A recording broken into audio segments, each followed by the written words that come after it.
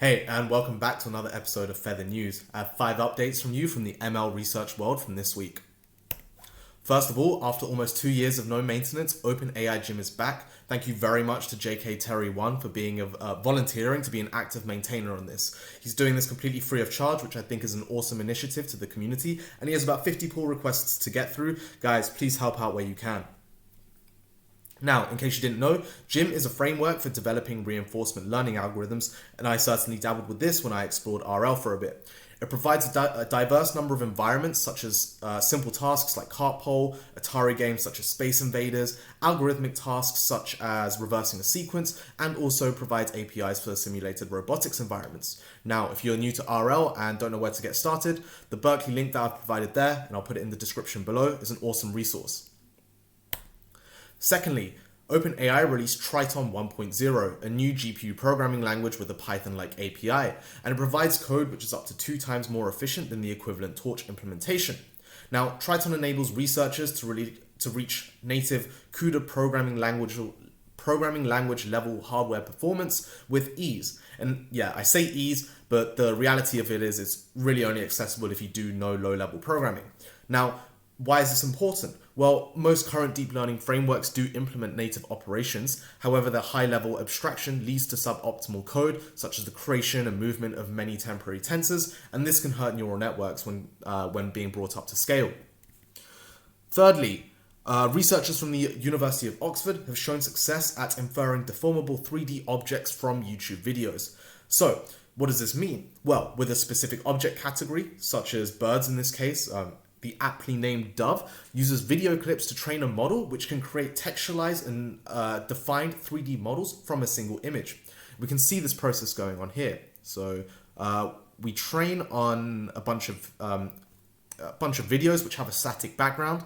We extract out a single image. Obviously, this is inference time, so we can provide it a single image as well. And we see a 3D mesh being created, textured, and it can be animated as well. Now, the innovation in this work is that, well, typically methods to create these 3D deformable objects require a lot of explicit geometric training data.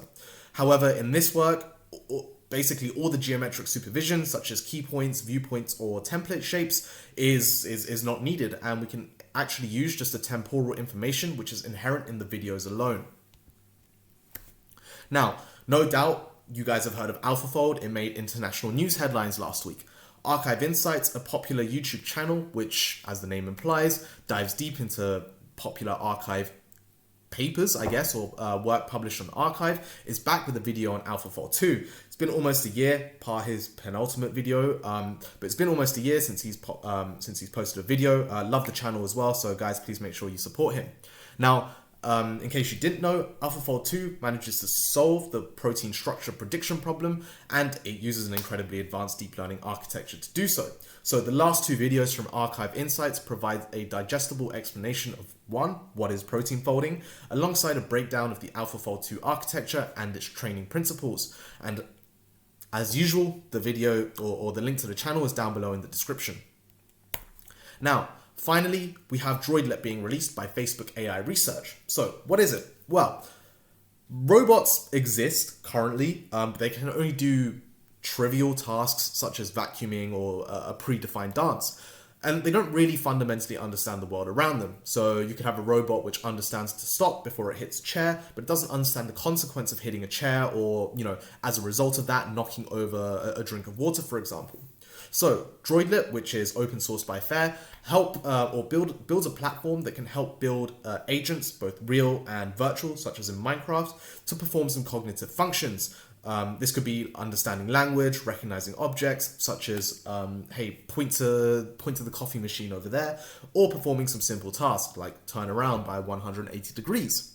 Now, the platform approaches the agent development such as a collection of components instead of one large monolith. And I think this is cool because it allows each component to be trained on its own specific data. So, for example, the object detection component can be trained with different specificities. Maybe you want to have an object detector specific to, I don't know, the different kinds of metal, for example.